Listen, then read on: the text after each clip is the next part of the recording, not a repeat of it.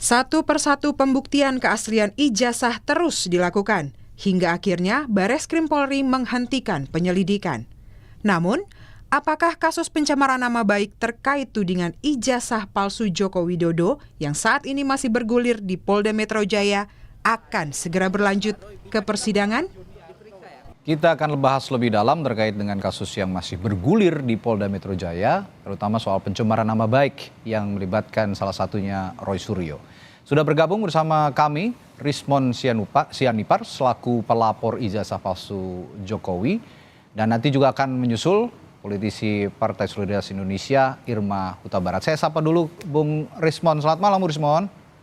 Selamat malam, Bang. Baik, Bung Rismon, kalau melihat Bareskrim Polri menyatakan bahwa ijazah Jokowi asli, Pak Jokowi asli katanya. Ini artinya menegaskan juga bahwa pelaporan pencemaran nama baik di Polda Metro Jaya akan terus bergulir sepertinya karena sudah dinyatakan asli. Karena itulah Roy Suryo dan kawan-kawan di Polda Metro Jaya sepertinya akan tetap bergulir gitu. Kasus pencemaran nama baiknya. Ada respon soal ini?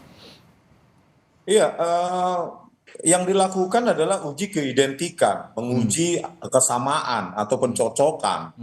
Jadi bukan menguji keaslian. Jadi uji identik itu menyamakan objek A dengan objek B, prosesnya A dengan B.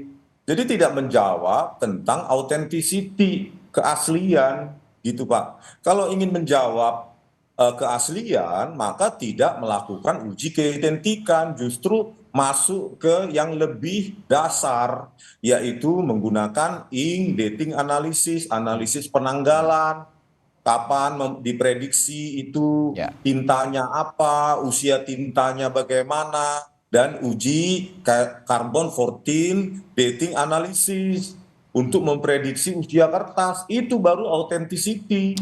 Setelah authenticity itu dilakukan, baru dilakukan uji keidentikan. Makanya saya katakan bahwa pengumuman atas uji keidentikan yang dilakukan oleh Bareskrim atau Laboratorium Forensik Bareskrim itu tidak menjawab keaslian dari ijazah dari Pak Joko Widodo, begitu Pak Bang. Oke, artinya argumentasi yang Anda ungkapkan barusan, sederet argumentasi ini akan juga dibawa ke Polda Metro Jaya untuk menguatkan atau membantah bahwa ada tudingan pencemaran nama baik dalam kasus ini, begitu ya, Bung Rismon? Iya, Bang. Jadi kan begini, sebenarnya kita cukup kecewa ya apa yang diumumkan oleh Dirtipidum Bareskrim Polri, bahwa kalau mereka mengaku bahwa yang dilakukan adalah SCI atau Scientific Crime Investigation, maka semua metode, prosedur itu dilakukan dalam ruang-ruang ketat yang namanya sains. Harusnya kan disebutkan nama metodenya, perlakuan terhadap bahan ujinya, bagaimana outputnya dalam persentase atau apa, nilai-nilai apa. Ini kan kemarin yang dilakukan, yang diumumkan adalah sebuah tidak nilai, itu kualitatif.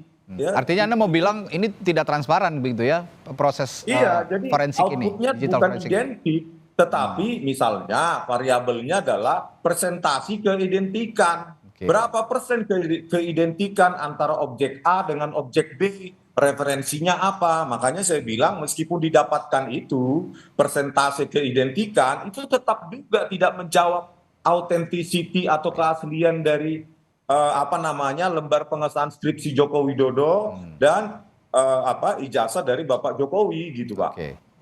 Sekarang juga sudah bergabung politisi Partai Solidaritas Indonesia Irma Huta Barat bersama kami. Selamat malam, Bu Irma. Selamat malam.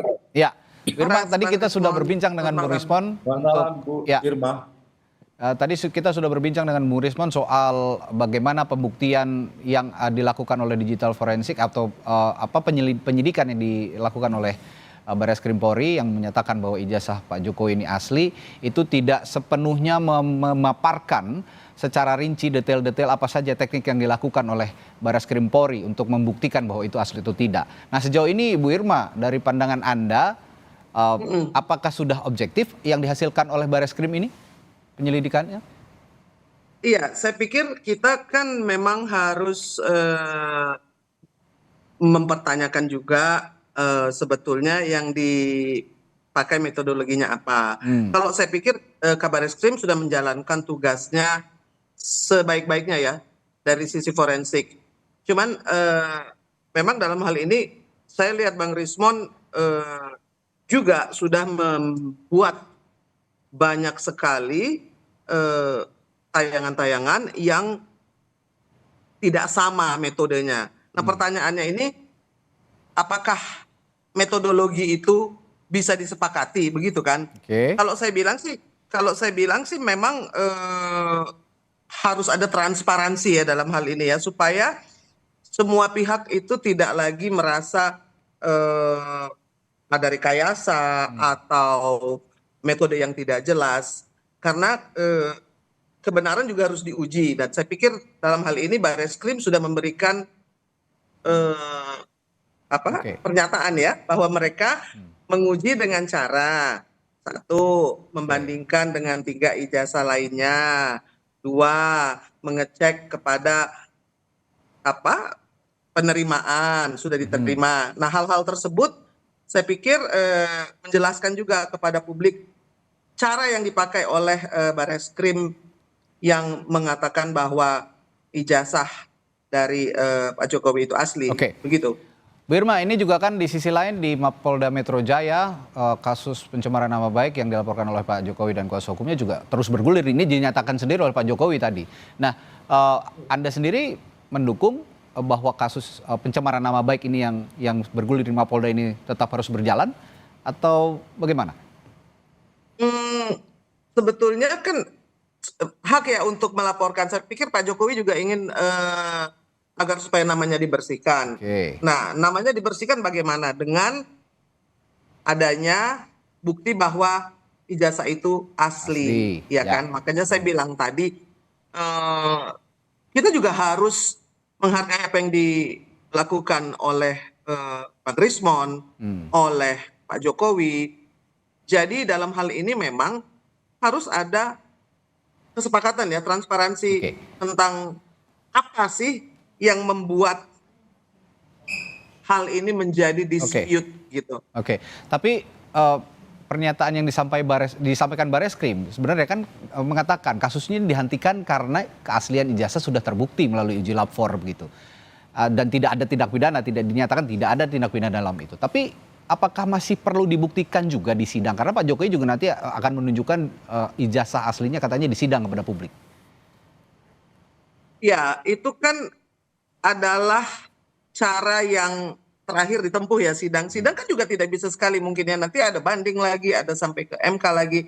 Saya pikir ini akan menjadi polemik yang panjang karena memang ijazah asli yang sampai saat ini dibicarakan memang hanya ditunjukkan kepada polisian ya, berarti ya. Ya.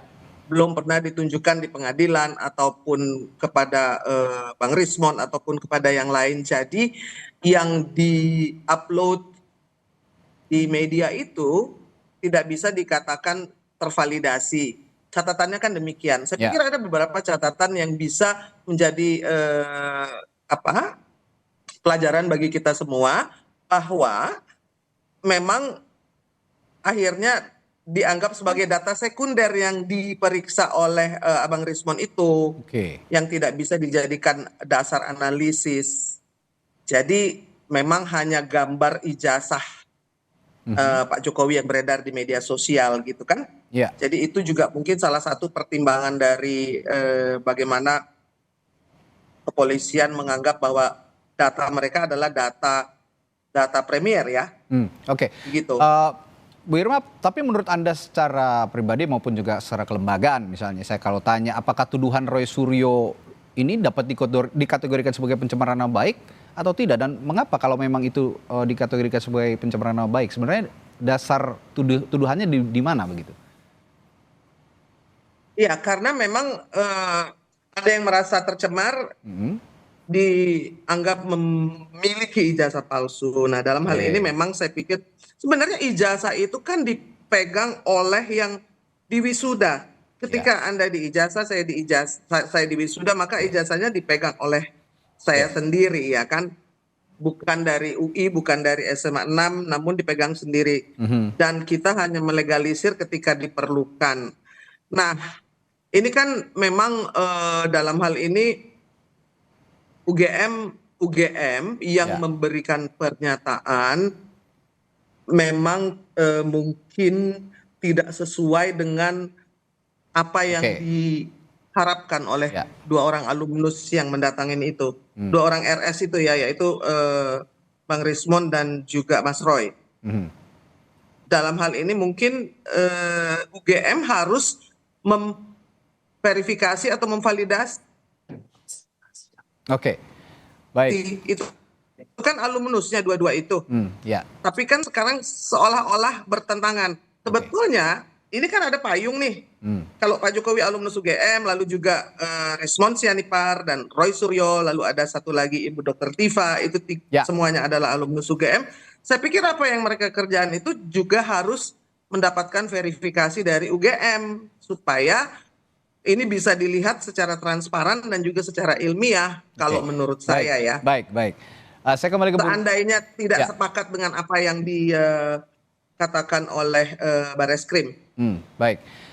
Saya juga di sisi lain ingin bertanya juga kepada Bung Rismon. Ini kan sudah dibuktikan, ya meskipun tadi banyak kritik juga yang disampaikan Bung Rismon bahwa Bareskrim tidak terlalu detail juga mengutarakan metodologi yang disampaikan begitu ya.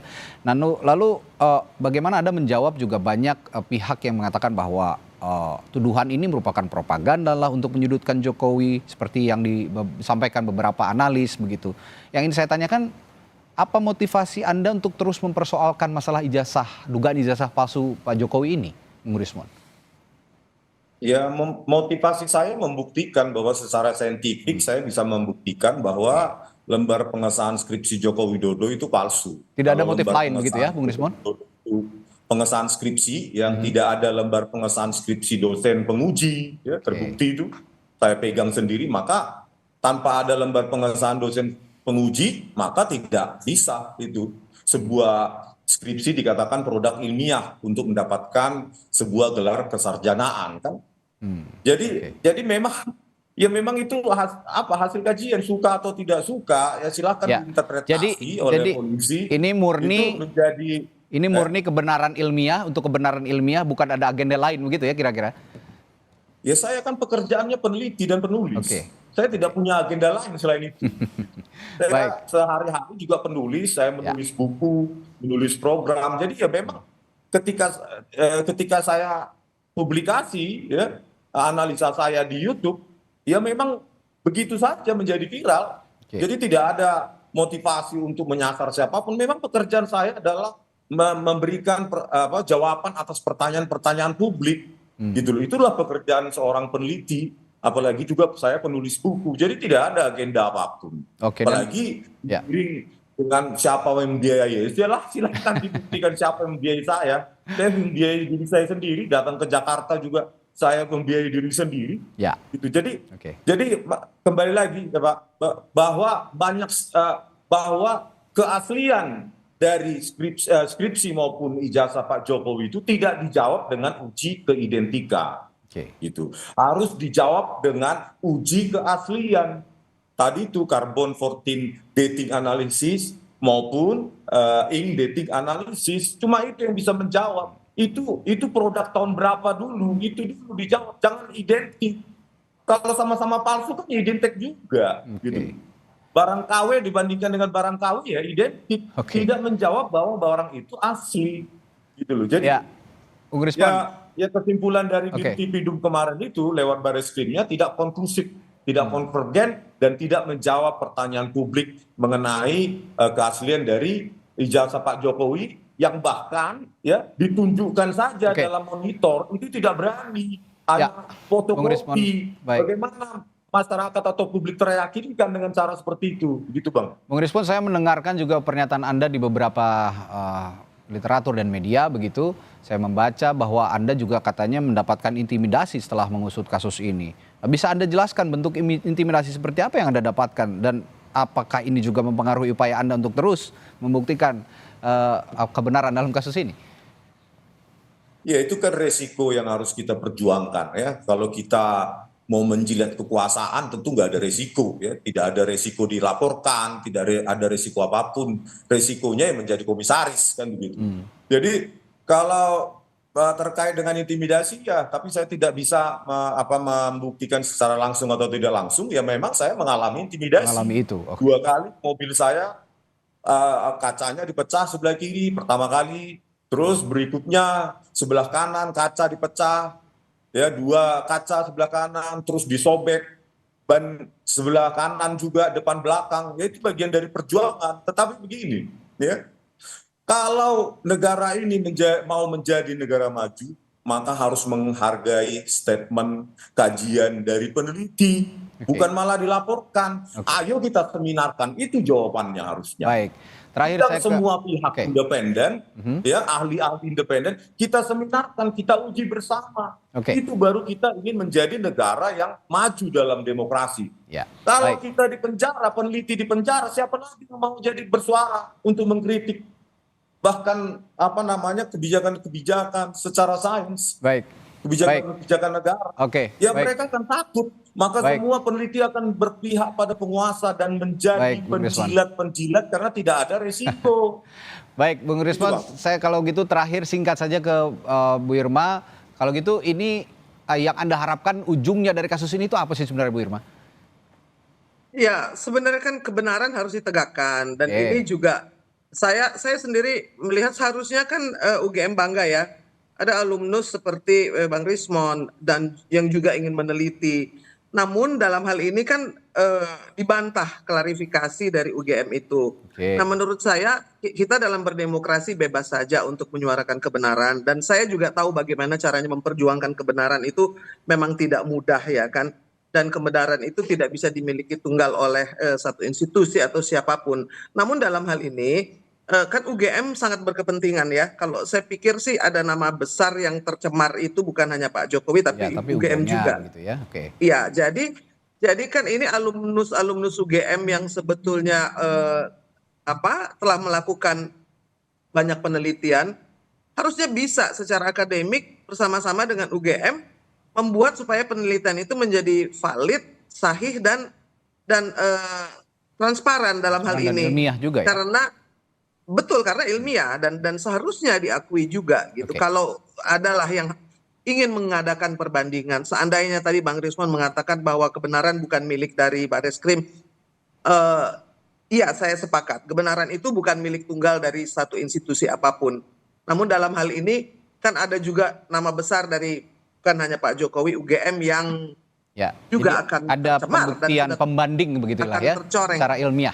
Pembuktian pembandingnya itu harusnya sih dari institusi Universitas Gadjah Mada itu bisa muncul gitu ya, Bu, yang tua, yang lebih tua dari UI bahkan itu bisa memberikan tempat kepada seluruh alumninya, termasuk ya itu tadi ada yang meneliti, lalu ada juga yang ingin membuktikan dengan metode yang bisa memberikan edukasi kepada publik dan dalam rangka mencari kebenaran. Karena kalau saya sendiri selalu dan kami juga semua di PS ingin ada transparansi.